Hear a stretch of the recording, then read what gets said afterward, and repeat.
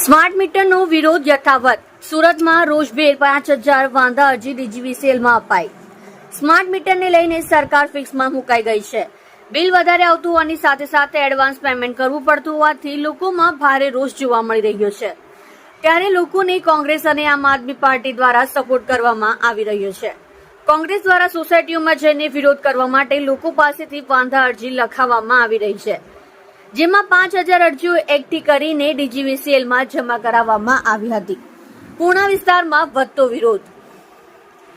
Smart મીટરનો વિરોધ યથાવત જોવા મળી રહ્યો છે. પૂર્ણા વિસ્તારમાં કોંગ્રેસ દ્વારા 5000 જેટલા વાંધા અરજી લોકો પાસે લખાવવામાં આવી હતી.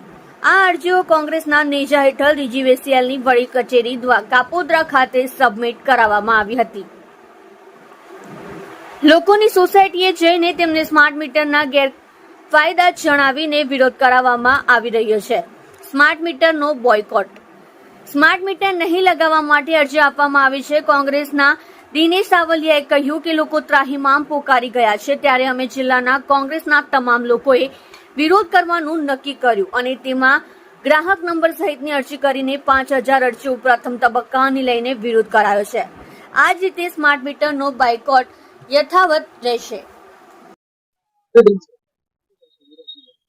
આજરોજ કાપોદ્રા ખાતે દક્ષિણ વીજ કંપની જે આવેલી છે ગુજરાતની, અને ત્યાં સમગ્ર ગુજરાતની અંદર જે સ્માર્ટ મીટર લગાડવાની શરૂઆત થઈ અને જ્યાં જ્યાં સ્માર્ટ મીટર લાગ્યા ત્યાં લોકો છે એ ત્રાહિમામ પોકારી ગયા છે આ સ્માર્ટ મીટરના બિલોથી. ત્યારે પૂર્ણા વિસ્તારની જુદી જુદી સોસાયટીઓમાંથી સુરત શહેર જિલ્લા કોંગ્રેસ સમિતિ દ્વારા વિરોધના કાર્યક્રમ શરૂ થયા અને એવું નક્કી કર્યું તમામ સોસાયટીના પ્રમુખો આગેવાનો દ્વારા કે ઘરે ઘરેથી વ્યક્તિગત ફોર્મ ભરી અને આપણે આપવાનું છે. એમાં ગ્રાહક નંબર અને એમનું જે લાઇટ બિલ છે એમની ઝેરોક્ષ છે કે અમારે આ સ્માર્ટ મીટરની જરૂર નથી, અમારે ત્યાં સ્માર્ટ મીટર લગાવવા આવવું નહીં. એવી 5000 જેટલી અરજીઓ આજે પ્રથમ તબક્કાની લઈને આવ્યા છે.